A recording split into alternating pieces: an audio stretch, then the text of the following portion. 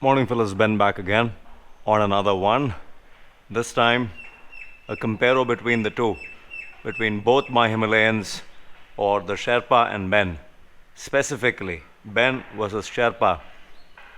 This is going to be very precise and in detail. This will help a lot of you fellas who are looking to upgrade your 411. And you know, every time I put out a video where I say that I like riding this better on dirt, that on highway, people don't really seem to get it. They think that is completely a better version on the Himalayan 411, and yes, it is better than the Himalayan 411, but definitely not better than Ben. I'll touch on one point at a time, one area, and then maybe make a series of videos where I talk you through all the differences one by one. So starting with today's video is going to be about the suspension. So as far as suspension is concerned, I am no suspension guru, but from what I have managed to gather over the years, a big thanks to Rajit Cherian again, because he got me started on this. He was the number one reason why I invested time in suspension. Otherwise, I would have still been an engine guy. More engine power is equal to better performance, or so I thought. But my entire perception changed once I started playing with suspension. And again, a big thanks to dear friend Rajit Cherian. He has the dirt school in Chennai by the name Dirty Adventures.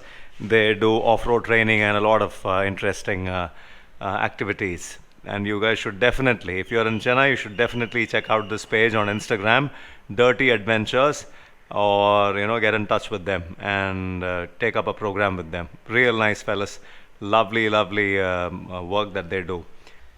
What I have running on my front and rear are linear springs. What we have on the 450, both front and rear,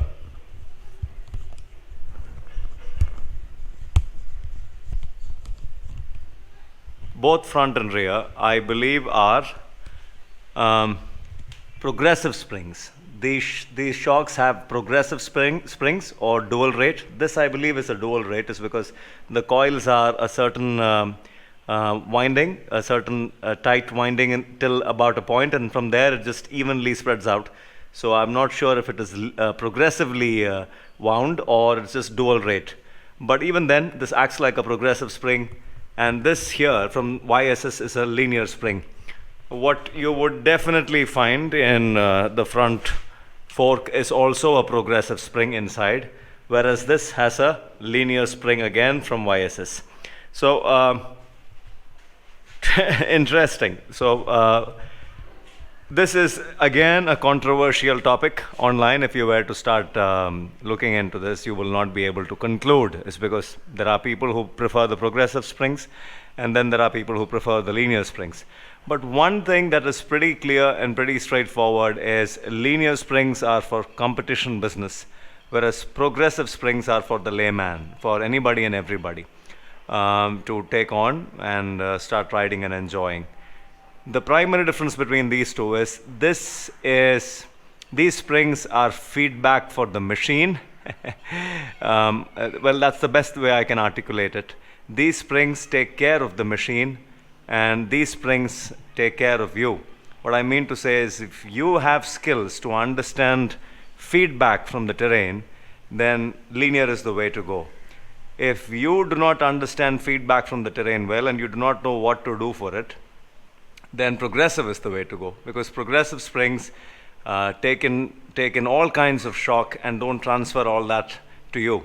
They kind of magically soften everything for you, unless and until you're starting to pack up and you're going to packing up. Packing up is having to deal with a lot of undulations for a long period of time.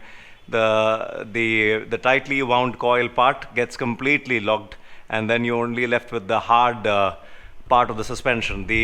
The loosely wound part of the suspension, usually in a progressive spring, is really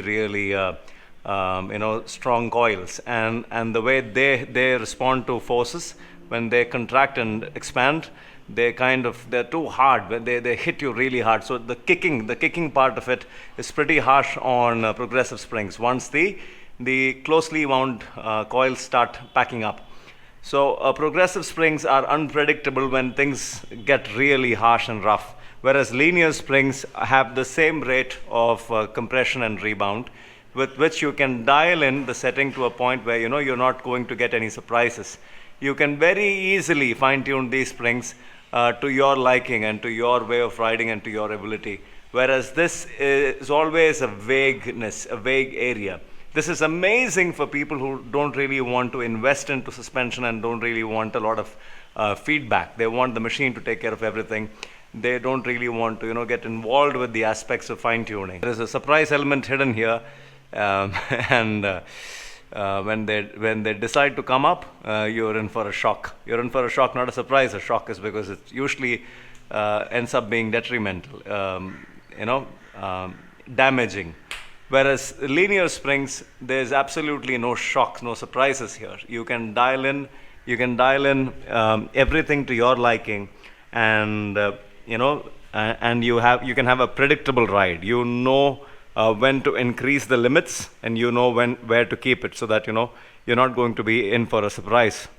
And now you stand at a position to dial in the rest of the shock with your valving adjustments and your compression and rebound adjustments. So that way, so much more a predictable ride, so much more feedback ride. Terrain, you can feel what's happening in the terrain, and you know that you are in control. So one more time, just rounding it up. Feedback oriented riding, I prefer this. Forget the machine, just be on the roads, off roads, just keep cruising. I would prefer that. Play, fun, attack, madness, I would prefer this over this any day. As far as competition goes, I would definitely be taking this on competitions and not this. This is not a competition setup. Still, it isn't. Of course, it's a better bike and all that, but only when you taste this, only when you ride this, you understand that this isn't competition business. I do not really know the limits of these shocks, and that's not something that I would want to take to competition. So all of you who think that these are better than these, I'm sorry to say they aren't. This is a very different setup. This is feedback oriented setup. This is a plush sofa setup, forgiving setup. This isn't like a forgiving setup, but it is a setup that you can use to improve your skills and control and learn what's going on and what's happening. So just letting you know, that's the first thing that I wanted to touch on between the two machines. This is the number one difference.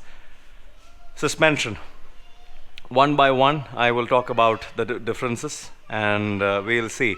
For all the fellows who have ridden these two back to back, almost everyone prefers riding this over that. I've had many fellows ride this, and they all end up saying that, wow, what a difference. Feels strangely interesting.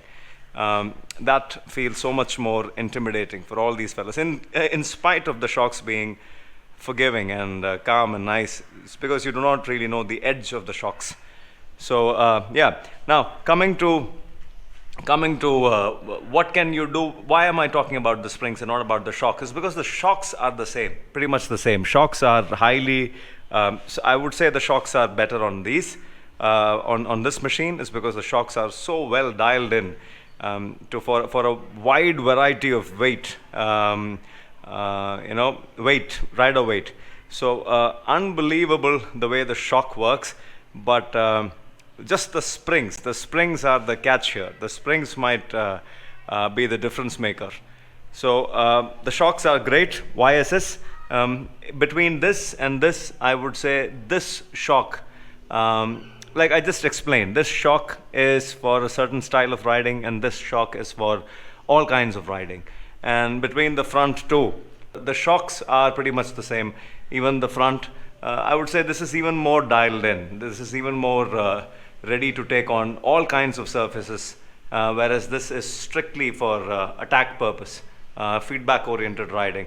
And yeah, so the springs make the biggest difference. The valving and the compression and rebound damping, that you can maybe give it to this, because this is definitely this feels a lot more advanced, a lot more intuitive, a lot more AI business going on there. Whereas, I mean, I'm just using words for the layman, for the layman to understand the differences. This feels automated, whereas this feels rudimentary. This feels like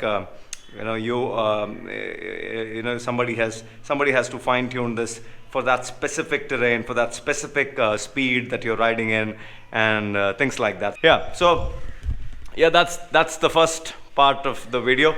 We've touched suspension. I will be talking to you about the wheels in the next part of the video. The wheels, my God, just look at the difference in size. That's a 120/80.